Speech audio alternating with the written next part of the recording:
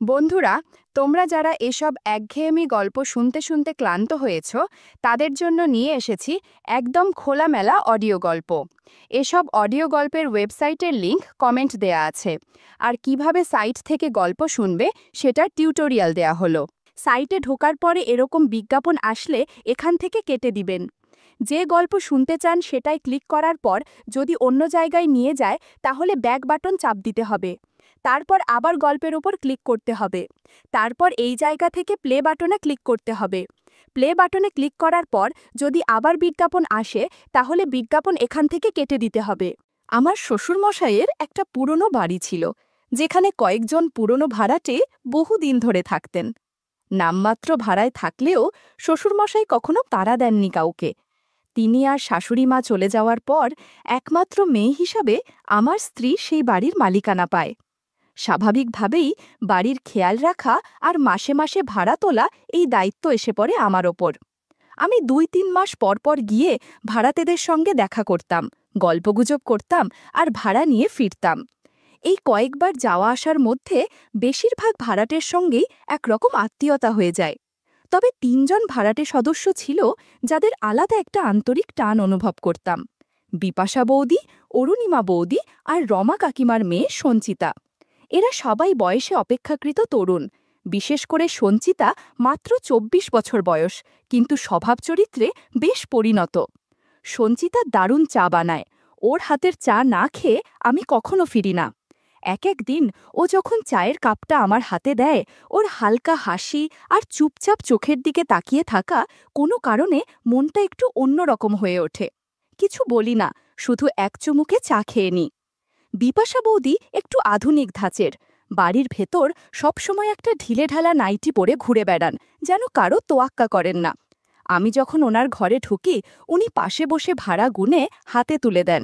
আলগা হাসি দিয়ে বলেন, আজ একটু দেরি হয়ে গেল গো, কিছু মনে করো না। আমি কিছু বলি না, কিন্তু তার উপস্থিতি বেশ নজরকাড়া। অরুণিমা বৌদি একটু গম্ভীর ধরনের, তবে মনটা নরম। ওনার স্বামী বাইরের শহরে কাজ করেন, মাসে একবার মাত্র বাড়ি আসেন। যখন আমি ভাড়া তুলতে যাই, বৌদি সাধারণত শাড়ি পরে থাকেন, কিন্তু অনেক সময় দেখা যায় আঁচলটা গুছিয়ে রাখতে পারেন না ঠিকঠাক। আমি চুপচাপ মাথা নিচু করে থাকি, কিন্তু উনি হয়তো টের পান আমি একটু অস্বস্তিতে পড়ে যাই। উনি তখন মুচকি হেসে বলেন, চা খাবে ১ কাপ? আজকে কেউ বাড়ি নেই, আমি একা। একদিনের কথা, আমি গিয়েছি ভাড়া তুলতে। বৌদি একা ছিলেন। বললেন, আজ টাকাটা দেওয়া হচ্ছে না, পরে একদিন এসো। আমি বললাম, ঠিক আছে, পরের বার এসে নিয়ে নেব। কথা বলতে বলতেই হালকা গল্পে আমরা ঝুঁকে পড়ি। জানালা দিয়ে রোদ আসছে, ঘরটা একটু শান্ত, আর ওনার গলার স্বরে একটা আলাদা কোমলতা কাজ করছিল। আমি আর বাড়িয়ে কিছু বলিনি, শুধু চা খেয়ে উঠে এসেছি। একটু সময় পরেই অরুণিমার শাড়ির আঁচলটা ধীরে ধীরে একপাশে সরে গেল, আর ব্লাউজের সামনের কাপড়টা একটু হেলে পড়ে খানিকটা আলগা লাগল। আমি না চাইতেও তাকিয়ে পড়েছিলাম, চোখ ফিরিয়ে নিতে পারছিলাম না। অরুণিমা সেটা ঠিকই বুঝে নিল। মুখে হালকা এক দুষ্টু হাসি এনে বলল, সমর, বাড়ি ভাড়া দিতে পারো বা না পারো, আমি তোমায় খালি মুখে ফিরাবো না। বন্ধুরা, ইউটিউবের গল্পগুলো শুনে মজা না পেলে আমার ওয়েবসাইটে দেয়া গল্পগুলো শুনতে পারো। সেখানে প্রতিদিন খোলামেলা গল্প আপলোড করা হয়। কমেন্টে ওয়েবসাইটের লিংক দেয়া আছে। আর একটা কথা, তুমি যখন আমার বয়সী, তখন বৌদি না বলে শুধু অরুণিমা ডাকলেই যেন বেশি ভালো লাগে। আমি একটু থেমে হেসে বললাম, মানে? সে ঠোঁটের কোণে হাসি রেখে বলল, যেটা ভাবছ সেটাই বলেছি, ভয় পেও না, আমি রাগ করব না। তার কথায় আমি থতমত খেয়ে গেলাম। বুকের ভেতরটা ধুক ধুক করে উঠল। আচমকা ওর আঁচলটা একেবারে নিচে পড়ে গেল, কিন্তু আশ্চর্যভাবে অরুণিমা সেটা তোলার কোনো চেষ্টাই করল না। আমি অপ্রস্তুত হয়ে চোখ নামিয়ে ফেলতে চাইলেও পারলাম না। কিছুক্ষণ চুপ করে থেকে ও বলল, তুমি চাইলে এটা তুলে দিতে পারো, এতে তো কোনো ক্ষতি নেই, বরং সাহায্যই হবে। আমি দ্বিধায় পড়ে গেলাম। মনে হচ্ছিল কিছু একটা বলার দরকার ছিল, কিন্তু গলা দিয়ে কিছু বেরোচ্ছিল না। আমি দাঁড়িয়েছিলাম, আর অরুণিমা আমার চোখের দিকে তাকিয়ে বলল, এইভাবে দাঁড়িয়ে থাকলে তো হবে না, ভয় পাচ্ছ নাকি? আমি কিন্তু ঠিক তোমার মতোই একজন মানুষ, একটু মনের কথা শেয়ার করতে চাইছি মাত্র। আমি মাথা নাড়লাম না। ভয় পাইনি ঠিক, কিন্তু কিছুটা অস্থির লাগছিল। ওর পাশে গিয়ে বসলাম।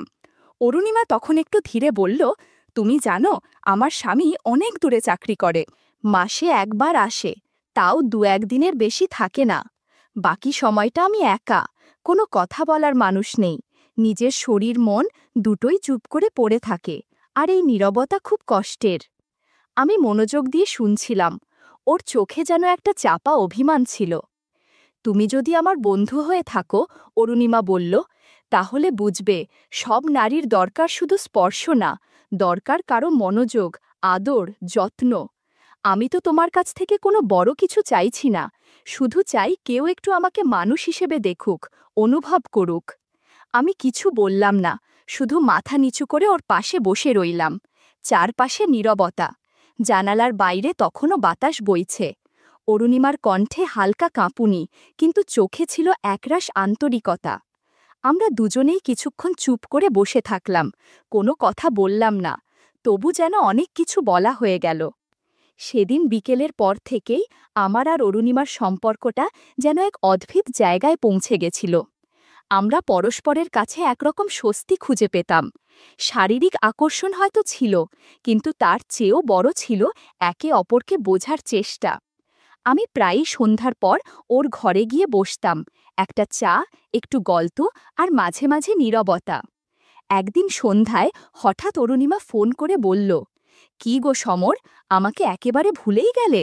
এদিকে মনটা খুব অস্থির হয়ে আছে, একা একা ভালো লাগে না। ওর গলায় কেমন যেন টান ছিল।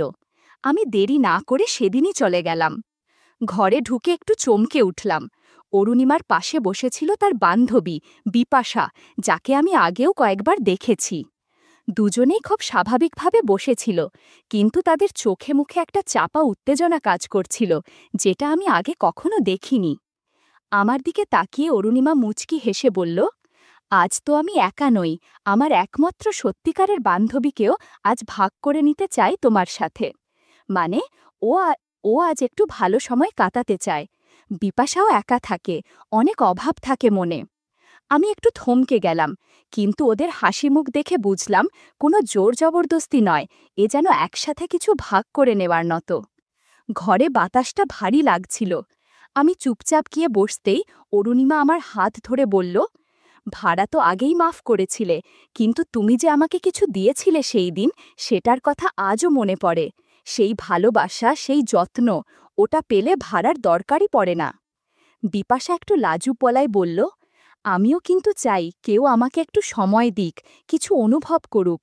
আমি কাউকে খুব বেশি চাই না, শুধু চাই কেউ যেন আমায় গুরুত্ব দেয়, পাশে থাকে। আমি অবাক হয়ে গেলাম। দুটি নারীর মুখে এমন সরল কথা, কোনো শারীরিক ভাষা ছিল না, ছিল শুধু চাওয়ার অভিমান। তাদের পাশে বসে আমি অনুভব করলাম, এ সম্পর্কটা কোনো খেলাধুলা নয়, এ একরকম চাপা না বলা অনুভব, যেটা বুকের ভেতর জমে থাকে। বন্ধুরা, ইউটিউবের গল্পগুলো শুনে মজা না পেলে আমার ওয়েবসাইটে দেয়া গল্পগুলো শুনতে পারো। সেখানে প্রতিদিন খোলামেলা গল্প আপলোড করা হয়। কমেন্টে ওয়েবসাইটের লিংক দেয়া আছে। আমি ওদের দিকে তাকিয়ে শুধু বললাম, আমি এখানে আছি, কথা দিতে পারি, তোমাদের কেউ একা থাকবে না। তারপরের সময়টা ছিল নিঃশব্দে ভরে যাওয়া। কেউ কোনো কিছু স্পষ্ট করে বলল না, কিছু প্রকাশ করেও যেন অনেক কিছু প্রকাশ হয়ে গেল। বন্ধ দরজার ভেতরে আমরা তিনজন বসেছিলাম, নিঃশব্দ, কিন্তু ভেতরে ভেতরে এক অদ্ভুত শান্তি আর গরম হাওয়া বইছিল। বিপাশা হেসে বলল, সমর, আজ একটু আমার কথা শোনো। আমি চাই তুমি প্রথমে আমার কাছ থেকে একটু সময় নাও। আমি ওরকম কিছু চাইছি যেটা শুধু আমাদের দুজনের মাঝে বোঝাপড়া। আমি ওর কথায় মুগ্ধ হয়ে বসে রইলাম। একটু সময় কাটিয়ে আমরা ধীরে ধীরে একে অপরের অনুভূতি বুঝে নিতে লাগলাম। আমাদের মাঝে একটা অদ্ভুত সঙ্গতি কাজ করছিল। অরুণিমাও পাশ থেকে একটু হাসি দিয়ে বলল, সমর, আজ আমরা তিনজন একটু কাছাকাছি হব, সবাই মনের কথা শেয়ার করব, যাতে কেউ একা না পড়ে। আমরা তিনজন মিলেমিশে অনেকক্ষণ কথা বললাম, মায়া করলাম, আর একে অপরের পাশে থাকার প্রতিশ্রুতি দিলাম। সব কথা না বলে শুধু চোখে চোখ রেখে বোঝার চেষ্টা করলাম। সেই সন্ধ্যায় বন্ধ ঘরের ভিতরে একটা শান্তি, একটা কোমলতা ছিল, যা কথায় প্রকাশ করা কঠিন। আমরা শুধু ছিলেন তিনজন একসাথে, মানসিক বন্ধন গড়ে উঠছিল। 10 মিনিট বিশ্রাম নেবার পর আমি আবার অরুণিমার পাশে গিয়ে বসলাম। ওর সঙ্গে সময় কাটানোর মধ্যে যেন একটা অদ্ভুত শান্তি আর আরাম খুঁজে পাচ্ছিলাম। ওর চোখে যে মায়া, সে মায়ায় আমি নিজেকে হারিয়ে ফেলতে চাইছিলাম। ওর হাসি, কথা আর ছোট ছোট স্পর্শ সবকিছু মিলিয়ে একটা গাঢ় সম্পর্কের সূত্র তৈরি হচ্ছিল। অরুণিমা বলল, সমর, আজ একটু সময় আমাকে দাও, কিছু কথা বলবো তোমার সঙ্গে, যা আমাদের আরও কাছাকাছি নিয়ে যাবে। আমি ওর কথা শুনে শুধু মাথা নাড়িয়ে সম্মতি জানালাম। আমার মনে হচ্ছিল ওর কথাগুলো এমন, যা শুনে জীবনটা আরও সুন্দর হয়ে উঠবে। আমরা দুজনে একসাথে বসে অনেকক্ষণ নীরব থেকেও অনেক কিছু বুঝতে পারছিলাম। ওর হাতে আমার হাত রেখে, চোখে চোখ রেখে আমাদের মধ্যে একটা বোঝাপড়া তৈরি হচ্ছিল, যা কথায় বলা সম্ভব না। সময় যেন থেমে গেল, শুধু আমরা দুজনেই ছিলাম। অরুণিমার গলার স্বর ছিল কোমল আর মন ছুঁয়ে যাওয়ার মতো। সে বলল, সমর, এই সময়গুলো খুব মূল্যবান। আমাদের জীবন যতই ব্যস্ত হোক, এসব মুহূর্তে আমরা একে অপরকে অনুভব করতে পারি, সেটা খুব দরকার। আমি এক প্রকার আত্মবিশ্বাসে ভরে উঠলাম। জানলাম ওর পাশে আমি ভালো আছি। ওর মৃদু হাসিতে ছিল এক ধরনের বিশ্বাস, যেটা আমাকে নতুন শক্তি দেয়। আমি বুঝতে পারছিলাম, শুধু কথা বলা নয়, এই সম্পর্কটা মানসিক বন্ধন, যেখানে বোঝাপড়া আর সম্মান মুখ্য। বিকেলটা ছিল এমন, যখন শব্দ কম, অনুভূতি বেশি ছিল। আমরা দুজনেই জানতাম, এই ছোট ছোট মুহূর্তগুলোর মধ্যে আমাদের ভবিষ্যতের একটা রং লুকিয়ে আছে। আমাদের জীবন হয়তো অনেক সমস্যায় ভরা, কিন্তু এই সম্পর্ক আমাদের শান্তি দিচ্ছে। সেই সন্ধ্যায় আমি অনুভব করেছিলাম, জীবনের সুখ আসলে বড় বড় কথা নয়, ছোট ছোট এই অনুভূতিগুলোই আসল সুখ।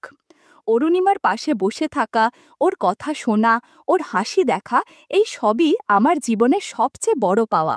আমি চুপচাপ বসেছিলাম, কিন্তু আমার মনে ছিল অনেক আশা আর স্বপ্ন, যা ওর সঙ্গে ভাগ করে নিতে চাই। আমরা দুজনেই বুঝেছিলাম, জীবনের এই খুশির মুহূর্তগুলো ধরে রাখা খুব জরুরি। সেই সন্ধ্যার আলো নরম, আর বাতাসে একটু ঠান্ডা ভাব ছিল। আমরা তিনজন, আমি, অরুণিমা আর বিপাশা একসঙ্গে বসেছিলাম, চুপচাপ সময় কাটাচ্ছিলাম। কথা না হয়তো খুব বেশি বললাম না, কিন্তু আমাদের চোখে চোখ রেখে বোঝাপড়া ছিল গভীর। জীবন কত কঠিনই না হোক, এই মুহূর্তগুলো যেন একটু শান্তি আর ভালোবাসা নিয়ে আসে। আমাদের মধ্যে সেই দিন একটা অদ্ভুত বন্ধন গড়ে উঠেছিল, যা শুধু বয়ানের মাধ্যমে বোঝানো যাবে না। সেটা ছিল বিশ্বাস, ছিল মায়া, আর ছিল একে অপরের প্রতি গভীর শ্রদ্ধা। জীবনের ঝড় কিংবা পরীক্ষায় আমরা হয়তো হারিয়ে যাব, কিন্তু এই সম্পর্ক আমাদের পথ দেখাবে, মন শক্ত রাখবে। জীবন যেমনই হোক, আমরা তিনজন একে অপরের পাশে থাকার প্রতিশ্রুতি দিলাম। বুঝলাম, সত্যিকারের সুখ কোনো বহুল আলোড়িত ঘটনা নয়, বরং ছোট ছোট ভালো মুহূর্তগুলোতে লুকিয়ে থাকে একটা হাসি, এক টুকরো সময়, আর এক একজনের জন্য খোলা মন। আমার মনে হলো, এই গল্প শেষ নয়, বরং নতুন কোনো যাত্রার শুরু, যেখানে থাকবে ভালোবাসা, বিশ্বাস আর অম্লান বন্ধুত্বের বন্ধন। আর আমি জানি, এই বন্ধনই আমাদের জীবনের সবচেয়ে বড় শক্তি হবে। তাই সেই সন্ধ্যা থেকে আমি ঠিক করলাম, যতই জীবনের পথ কঠিন হোক, আমরা একসাথে থাকব, একে অপরকে বুঝব, আর একে অপরের সুখে আনন্দ পাব।